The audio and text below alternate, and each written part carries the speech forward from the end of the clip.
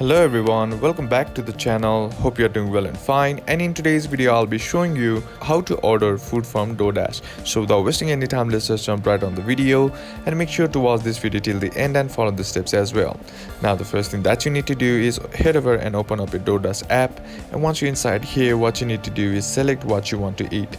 Either it be a fast food, pizza, chicken, desserts or burgers, or you can just scroll down and select the restaurant that you want to order from.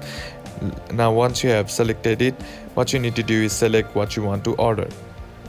Now once you have selected what you want to order, simply tap on it, and once you tap on it here, you'll be seeing something like this. Now either you can just simply choose to pick up the order, or you can either choose to deliver it to you.